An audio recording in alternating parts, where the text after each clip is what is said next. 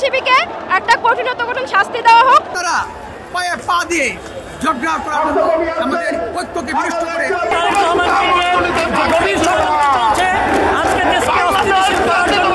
যেইভাবে কিছু কিছু গোষ্ঠী বিদেশি দেশের পরামর্শে আজকে মাঠে নেমে দেশকে অস্থিতিশীল করতে চায়, আমরা এর প্রতিবাদ জানাতে বাংলাদেশ জাতীয়তাবাদী স্বেচ্ছাসেবক দল আজকে রাজপথে নেমেছে।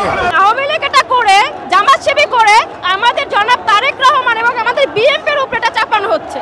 এটা আমরা চাই জামায়াত-শিবিরকে একটা কঠিন শাস্তি দেওয়া হোক এবং আর যারা ওকে মারছে এর বিচার করা হোক। আন্দোলন অংশ নিয়েছিল, বিপ্লব অংশ নিয়েছিল, কথা বলে নাই, কিন্তু তারা পায়ে পা দিয়ে ঝগড়া করার জন্য আমাদের ঐক্যকে বিনষ্ট করে একটি বিএনপির বিরুদ্ধে একটি শক্তিশালী বিরোধী জোট তারা সৃষ্টি করার জন্য সৃষ্টি করছে। আমরা চাই, আমরা ফ্যাসিস্টকে হারিয়েছি, 17 বছর আমরা রাজপথে ছিলাম, আমাদের চলমান আন্দোলনের মধ্যে ছাত্র আন্দোলন এসে পড়েছে।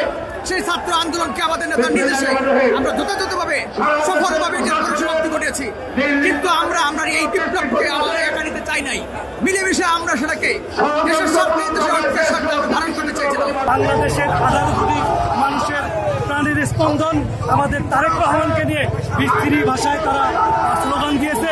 আমরা এর তীব্র নিন্দা প্রতিবাদ জানাই এবং তাদেরকে বুঝিয়ে দিতে চাই বাংলাদেশ জাতীয়তাবাদী দলের প্রতিটা নেতাকর্মী সজাগ রয়েছেন। সকল ষড়যন্ত্র রাজপথে শান্তিপূর্ণভাবে মোকাবেলা করতে চাই। আমরা কোনো উস্কানিতে পা দিব না। আমরা বলতে চাই শান্তিপূর্ণভাবে আমরা যারা এই 71-এর যুদ্ধে পরাজিত শক্তি তারা আবার মাথা চাপা দিয়ে উঠতে চায়, তারা বুঝাতে চায় এই দেশটাকে আফগানিস্তানের মতো করবো। আমরা বাংলাদেশের জনগণ এবং বাংলাদেশ জাতীয়তাবাদী দলের প্রতিটি নেতাকর্মী সেটা ইনশাল্লাহ এক বিন্দু রক্ত থাকতেও বাংলাদেশ দিয়ে কোনো চক্রান্ত আমরা হতে দিব না ইনশাল্লাহ।